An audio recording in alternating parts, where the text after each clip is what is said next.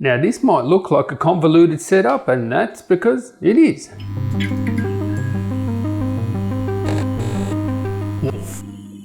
Righto, tally-o there champs. Now, today I want to talk about the Lenovo C940 2-in-1. It's ultra premium, thin and light, Project Athena certified 2-in-1. And many people think this Lenovo C40 is the GOAT of 2-in-1s. And I can see why. This is a good 2-in-1. But can it game? That's what we want to know. We want to know, can this thing game? Well, let's find out.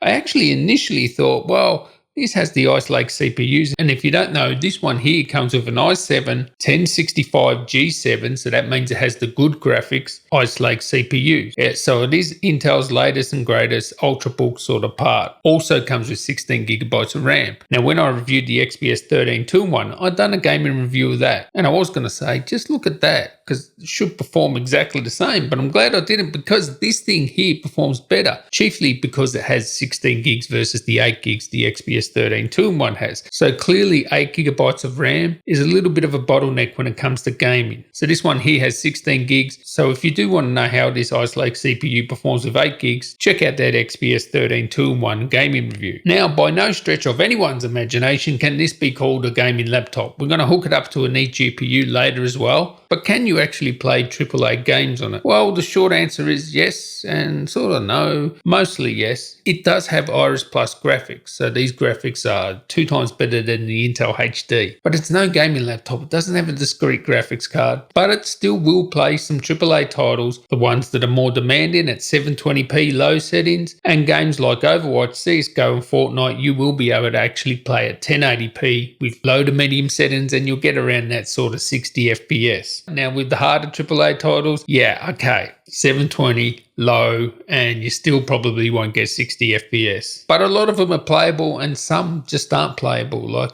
PUBG. I don't know why, it just wasn't playable, but I could play GTA 5 no problems. But let's get into some gameplay and see how it actually performs. And the reason it's really hard to just give you a heap of benchmarks is because you're going to have to go into the settings and tailor the settings for every single game. You won't be able to go on the presets, 1080p, medium, whatever. You're going to have to turn things off and see what works best, because just turning off one little setting can be the difference between an extra 10 FPS and not. So you really have to go into the settings and tailor it to this system so you can actually play at a decent frame rate. Now, one of the bonuses of the Ice Lake CPU is Thunderbolt 3 is built into the CPU, so no discrete part needed. Now, unfortunately, they didn't put a Thunderbolt on either side. They have 2 Thunderbolts, but they're both on one side, which is, I don't know why you would do that. Before, you used to have 2 Thunderbolt 3 controllers or chips to actually do that, to put one on either side. But with Ice Lake, you don't need to do that. You can put one on either side easily. Now, the big benefit of Thunderbolt 3 being built into that CPU is it's closer to the CPU, less latency, so you're going to get better eGPU performance. Work hard, play hard. This thing's got you covered. It's great for casual gaming, even some AAA gaming as well. And it is really an awesome laptop for playing casual games like Civilization, Football Manager and stuff like that. And the screen's pretty good too. It's decent, 60 Hertz. It's not a gaming laptop, so you're not going to have more than 60 Hertz, but the display's perfectly fine. I didn't notice any unusable sort of ghosting issues. So yeah, at the end of the day, it can game, but don't expect too much. So we're in GTA 5 now, and let's go through the settings quickly. And of course, you have to do custom settings for every game you play if you want to get the maximum performance out of it. Now, you're not going to be playing this at 1080p with GTA 5, but I've just changed this to 720p. And I've gone through everything and turned off things, like whatever reflection quality MSAA. Some things are turned off, but basically turned it to normal settings. So 720p normal settings. And of course, as I've said before, you've got to go through all these sort of settings. Just turning off one setting can make a huge difference there. So we'll get out of this and we'll just play and we'll see how we go. Now, of course, AAA titles, like the more demanding ones, you're going to have to play 720p. Fortnite, Csgo, stuff like that, even Overwatch, you'll be able to play 1080p because they're not so demanding. But hard AAA titles, you can get it done. You can play it, but it's going to be 720p low. All right, so we are on Venice Beach. Let's do it. Let's put up the 1% lows. The 1% lows are the right-hand side FPS. So you got on the left-hand side, you have the frames per second, and on the right-hand side is the 1% lows, okay? So you can see here, we are playing this game at 720p normal settings. It does look pretty good. Looks fine to me. You know, normal settings or low settings these days, it's not like it used to be, like absolute trash. It's actually not too bad. And as you can see there, pushing 50 frames per second, 40 to 50. Now, just straight off the deck, bouncer coming for your head. It feels to me like a console. It feels like I'm playing a console now, like Xbox, PlayStation, something like that. Because most of those games are 1080p. You'll be surprised to know that a lot of those games are 30 frames per second. So this is quite playable and quite good, and it looks like a console to me, to be perfectly honest. And you can see the 1% lows are 35. I'll just reset them. All right, yeah, all right, we dipped a bit there to 28. So 1% lows are getting down to 30 frames per second. Very console-like, because console also has variable frame rates as well. It's not going to be a constant 60. They will dip. I guess they tune them so that they don't go below 25 frames. A lot of them are 30 frames up to 60 frames per second. So very console-like. It's very consistent. The performance, the CPU there you can see is 84 degrees. It's neither here nor there. You probably can hear it. Have a listen. You might be able to hear it. You might not. You might have to turn it up. But yeah, it just sounds like an Ultrabook. It doesn't sound like a gaming laptop. It's fairly quiet in that regard. And GTA 5, can you believe it? On integrated graphics, I'm getting a great gaming experience. This feels to me, as I said, like a console. And consoles are fun. Yeah, you don't get the graphics of, like a high-end, PC, but you still get the fun of playing the game. It's still, I've got to get that. Rolls! I've never driven that! Get out! Do not go. Yes, I want the rolls. Oh, man. I'm waiting for... Oh, no! Oh, I thought I lost it. Oh, please. The rolls. Oh, been dying to drive this. Oh, finally. There you go. There's my grey old car here. Got to, celebrate. Yes. Woo! Come on. Yes. Let's go for a cruise in the rolls. And there, look, over 40 frames per second. Look, to be honest, I was testing this before and I just got stuck in. I just lost like an hour just playing on GTA 5, just messing about. And yeah, you get the good experience. What can you complain about? This is integrated graphics, of course. I'll show you later. Turbocharged with an eGPU, but yeah, I'm loving this. Yeah, this is good. And to consider that, integrated graphics, and it's even going to get better in the future with Tiger Lake. It's going to be even another 25% on top of this. So the integrated graphics on Ice Lake CPUs are good, and this Lenovo C940 is really good. All right, so we are playing Fortnite now, and this is what this game is for. Also, this is what this laptop is for. What it will excel at is playing Fortnite at 60 FPS. Look at that. We're doing 70. Woof. Look at that. Woof, woof, woof. 70 FPS, over 60, and this is 1080p. So that's pretty good. Now, what I've done with the settings is just basically turn it to medium textures, render resolution of around 50%, and turned everything else off. And the game looks fine. Looks good. Of course, it's not like having ultra or whatever they go. Oh, hello, epic settings or whatever. Hello, I haven't got a gun. Teammate, help.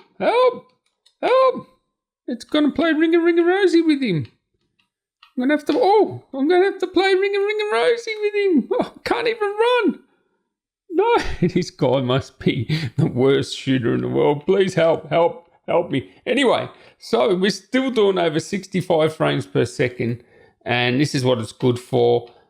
And yeah, you can see this is going to be great for Csgo, Overwatch, and Fortnight. There'll be no problems whatsoever. You'll be able to play even 1080p. We're still getting like 50 frames per second, which is nothing to sneeze about at 1080p. And if you really want those frames really up there over 60 FPS, drop it down to 720. Or even you could drop the textures down to low. Right, now we're playing the most graphical intense game in the world. And we're playing at 720p, low settings. And yeah. Oh, it's pretty hard to play this game with a controller. It's not very controller friendly, is it, CSGO? But you can see there the FPS is, whoa, more than enough. You're getting up to 100 frames per second, 720. So... and you can see the frame dips. You can see there was a few there when there was a bit of action. Actually, we'll get into a bit of action again because those frame dips were real when we got into a bit of action there. But, you know, Iris Plus graphics on these 10th generation Ice Lake CPU laptops, yeah, it's good. It's good. I mean, look, there's no frame dips at all. We'll get into that action bit again. And we'll see what happens there with the frame dips. We'll go to 1% lows. I'll just bring them up quickly. Boom, boom, boom. Over 70 frames per second, 1% lows.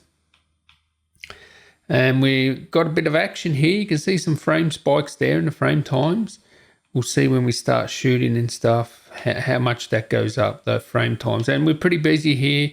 Oh, shotgun, wrong sort of weapon here. And the frame times. Now, it's not all fun and games because there are actually some games that are just going to play really poorly. Like, I don't know why. PUBG, have a look at those frame dips. You can see the frame times. Like, look at it. It's just going up and down. Actually, we'll test the 1% lows. Press that button there and you can see 12 FPS, 1% lows of 7. You know, this is barely playable. And this is 720p low settings. I'll just land to see if it gets any better. It's really going to be suck and see, and obviously I can't test every single game imaginable. I mean, there's millions of games, and I always get asked in the comments, oh, test this game, test it. You can't test them all, and that's the thing, right? You can see here, this is PUBG barely playable. Like, yeah, I would not want to be playing this, to be perfectly honest. I mean, I think the minimum you need, I mean, obviously a shooter you want at 60 FPS, but even an adventure game, I want at least 25 frames per second. So now this is turbocharged with the eGPU, and now we're playing 1080p, very high settings. Let's see what we get. Oh yes, 1080p baby, very high settings, well over 60 FPS.